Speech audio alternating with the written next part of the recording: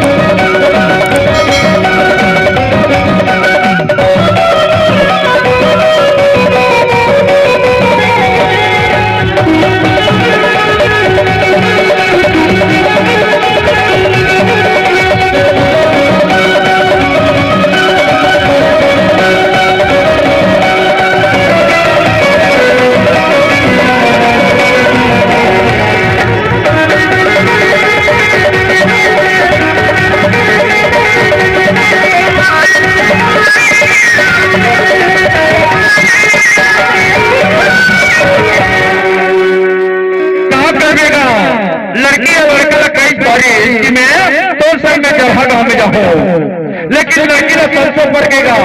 का खवाही बोला का पिया ही का भूखन मार ही का कर कर ही कैसे का खवाबे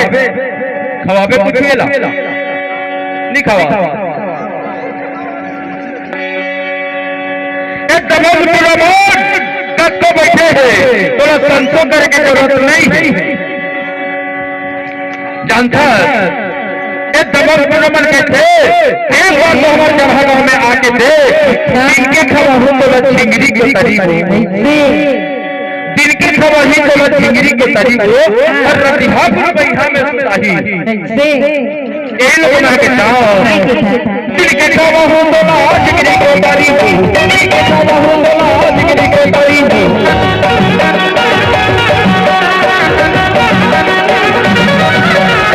जिनके खवा हो जिंदगी को तारी हो जिनके खवा ही बोला जिंदगी को तारी हो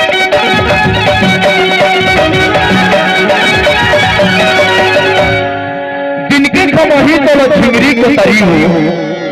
और रतिहापुर में हमें सुताही और तोर स्वागत कर चर्चा बैठे तमाम गुलामान आजकल इतनी मिलते की नहीं मिले इला तो नहीं जाना पर हमारे पति आजकल दारू के जगह में कोसना मिलते कोसना दारू के जगह में कोसना मिलते नहीं का तुम्हारे कति हमारे कति बाजार में चुरी दारू के जगह में आजकल कोसना भर के बैठे रहती अब कोसना पिले वो कोसना पिले वो कोसना 10 रुपए गिलासी 10 रुपए गिलासी 10 रुपए गिलासी 10 रुपए गिलासी तो झिंगरी को तरीके से एक बॉटल कोसना तोड़वा करूंगा एक दबा में हमारे गांव में टूरी है आई कैसे कूसेगा तब यहाँ नहीं ये मतलब यहाँ नहीं रहा बॉटल अरे हाँ कहा ना भाई